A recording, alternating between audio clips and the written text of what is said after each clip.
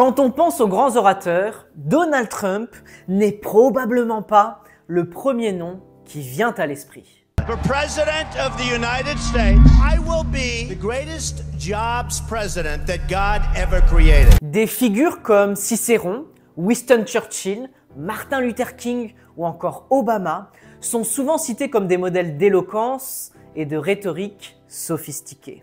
À l'opposé, Trump adopte un style brut, presque maladroit. I'm gonna bomb the shit out of him.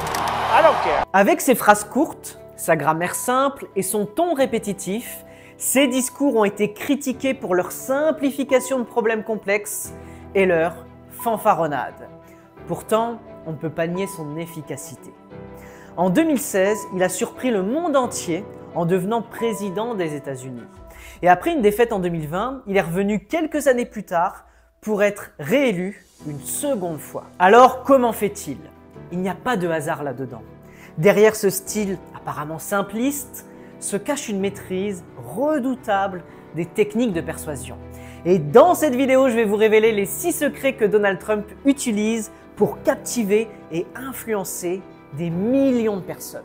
Le plus beau dans tout ça, vous pouvez appliquer ces mêmes techniques pour marquer les esprits, que ce soit dans votre carrière, vos relations ou votre vie personnelle. Mais avant de démarrer, si vous souhaitez devenir un homme ou une femme reconnu à votre juste valeur professionnelle, faire entendre votre voix et dompter vos peurs, alors je vous invite à cliquer sur le lien dans la description de la vidéo pour accéder à ma formation 100% offerte sur la prise de parole en public.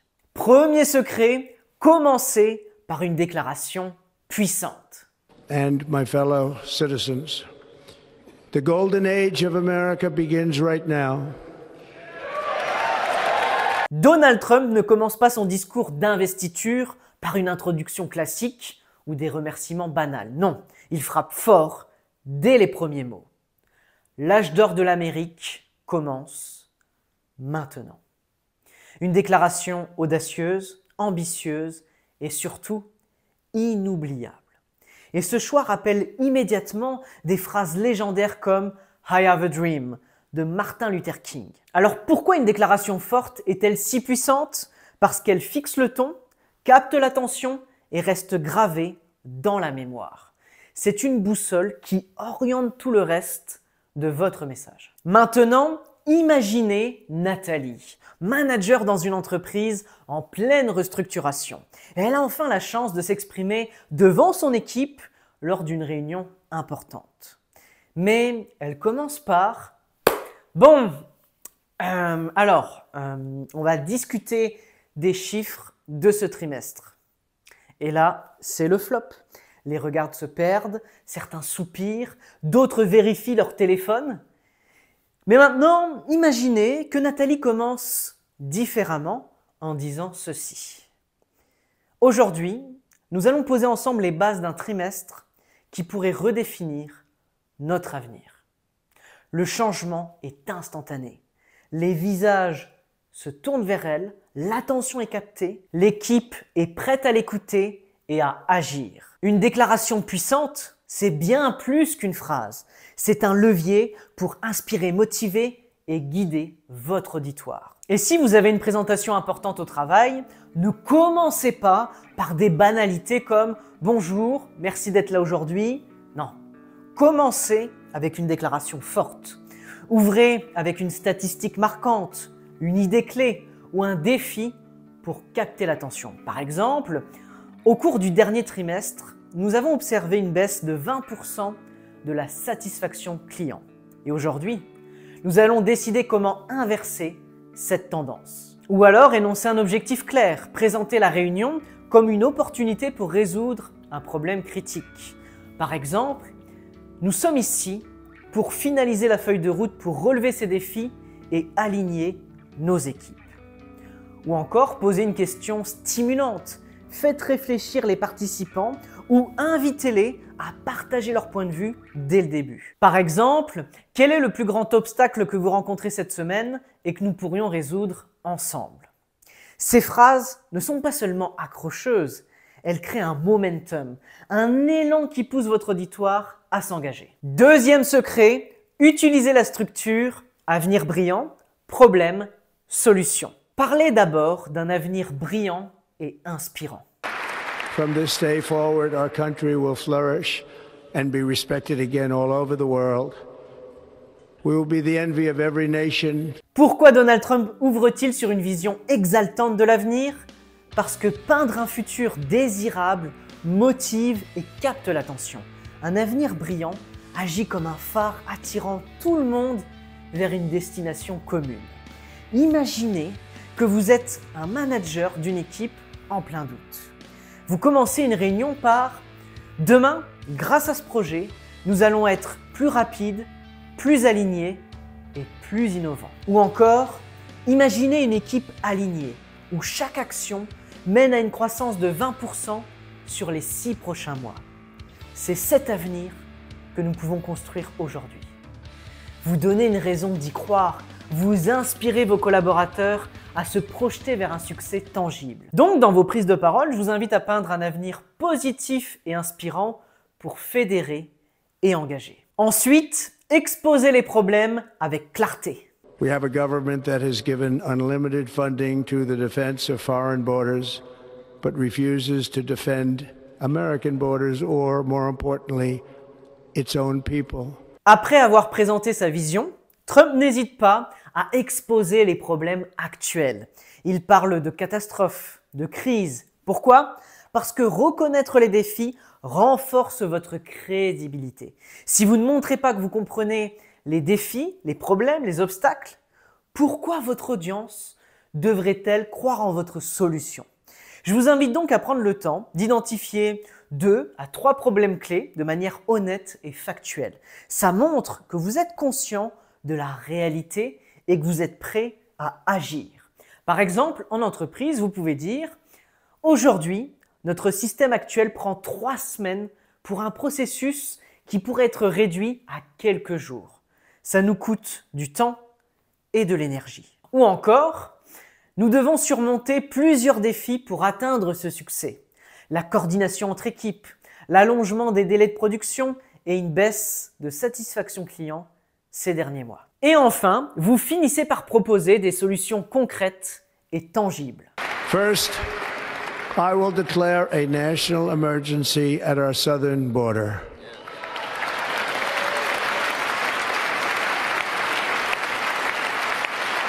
Trump ne s'arrête pas à une vision inspirante ou un simple diagnostic des problèmes.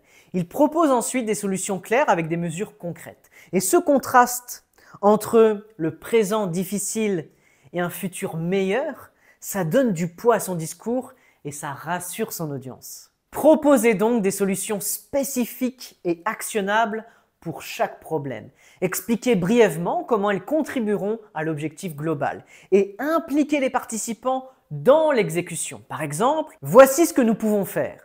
Mettre en place un point hebdomadaire entre équipes pour fluidifier la communication, réévaluer nos processus pour réduire les délais et créer un tableau de bord pour suivre la satisfaction client en temps réel. En travaillant ensemble, ces actions vont garantir que nous sommes sur la bonne voie pour atteindre nos objectifs. Je vous invite également à ajouter une initiative concrète de votre part à la fin des solutions. Par exemple, annoncez un engagement clair, montrez votre implication personnelle ou prenez en charge la coordination de l'action.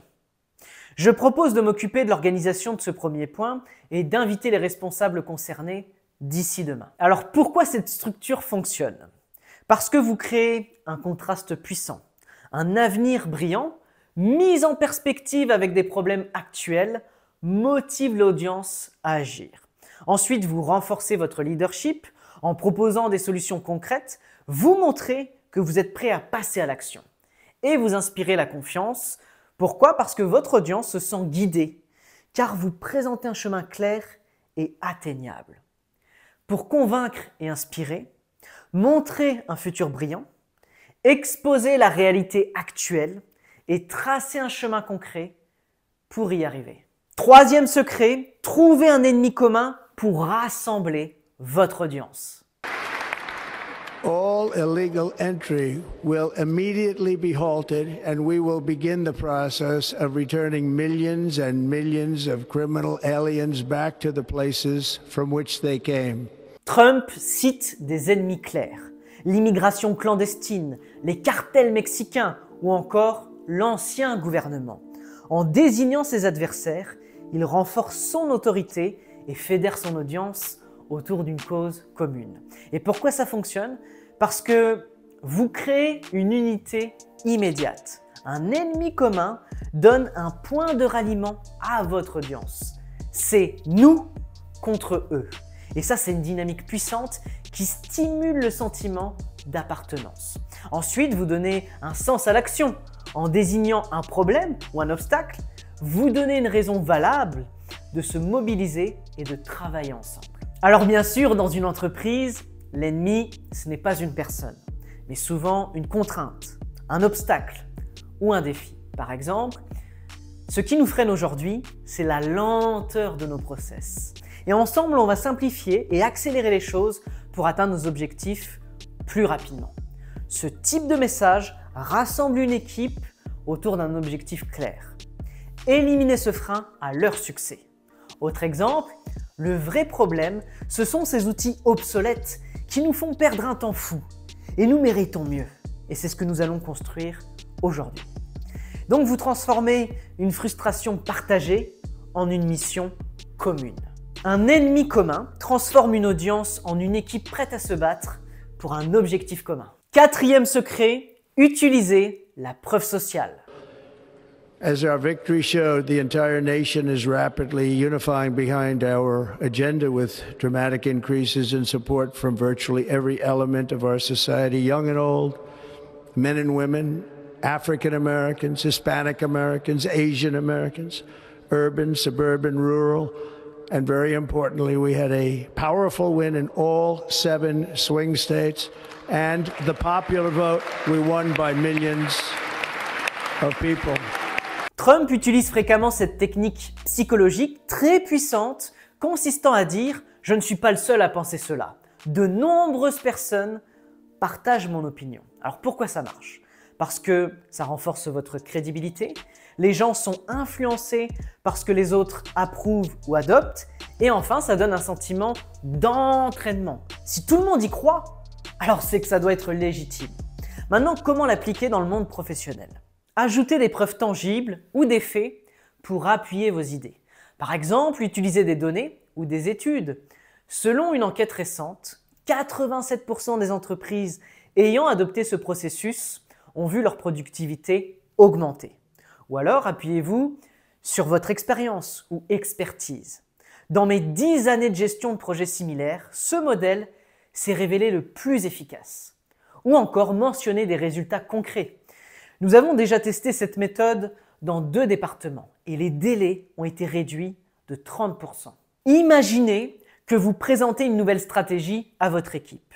Au lieu de dire « Ah, je pense que ça peut fonctionner », dites « Nous avons vu de très bons résultats avec cette méthode dans d'autres équipes similaires. » Et selon une étude, cette approche permet de réduire les coûts de 15% en moyenne.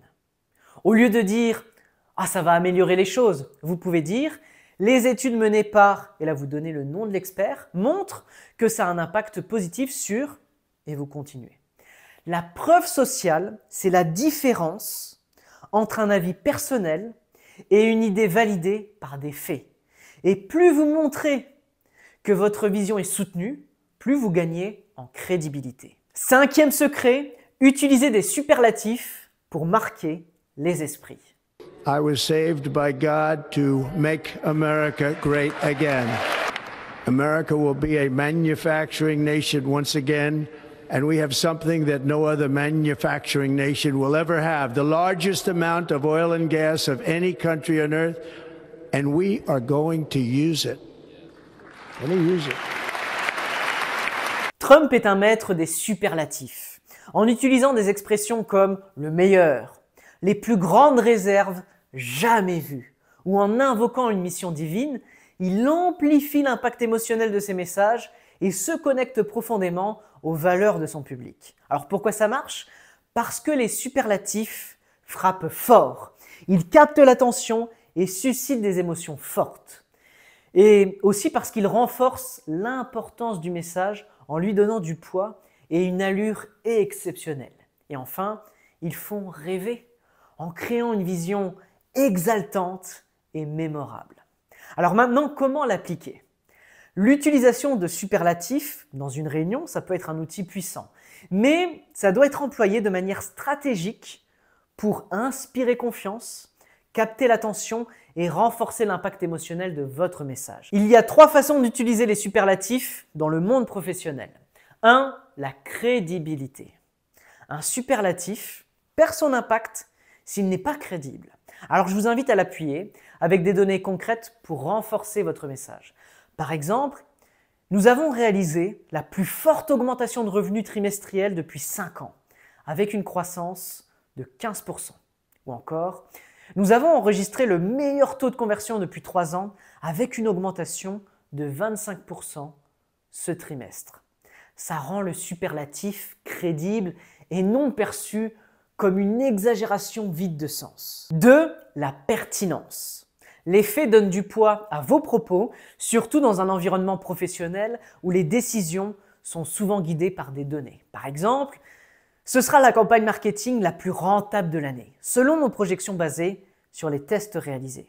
Ici, vous associez une vision ambitieuse à une analyse tangible. Et 3. L'impact immédiat. Nous lançons aujourd'hui notre produit le plus innovant, conçu après 18 mois de recherche et de tests approfondis. Donc la structure à suivre, c'est superlatif, plus données factuelles, plus pourquoi ça compte, pourquoi c'est important. 6e secret, la répétition pour marquer les esprits. I was saved by God to make America great again. And yes, together, we will make America great again. Des slogans comme « Rendre sa grandeur à l'Amérique » restent gravés dans les esprits et sont faciles à répéter, ce qui renforce son influence. Alors comment l'appliquer? Dans vos présentations ou réunions, identifiez une phrase clé qui encapsule votre message central. Et pour la trouver, posez-vous cette question. Si je ne disposais que d'une seule phrase pour résumer tout mon discours, qu'est-ce que je dirais? Et une fois cette phrase établie, répétez-la à des moments stratégiques pour marquer les esprits. Par exemple, vous présentez une nouvelle vision d'entreprise orientée vers le client. Votre phrase clé pourrait être « Chaque client est au cœur de nos actions ». Alors voici comment l'intégrer dans votre discours. En introduction, aujourd'hui, notre priorité est claire. Chaque client est au cœur de nos actions. Et c'est ce qui va guider toutes nos décisions. Ensuite, au cœur de la présentation. Ces initiatives traduisent notre vision. Toujours agir en pensant avant tout à nos clients. Et en conclusion, tout cela repose sur une seule idée. Garder nos clients au cœur de nos actions. Et pour maximiser l'effet, variez légèrement la formulation tout en conservant l'idée centrale. Ça évite que votre audience ne se lasse tout en martelant le message. Alors pourquoi c'est puissant? Parce qu'à la fin de votre discours, même si votre audience oublie certains détails, ils vont se souvenir de votre message clé. Et ce souvenir, c'est ce qui influence leur perception et leur action. Maintenant, qu'est-ce que vous pouvez en tirer pour vous? La communication, qu'elle soit politique, professionnelle ou personnelle, c'est un outil d'influence puissant.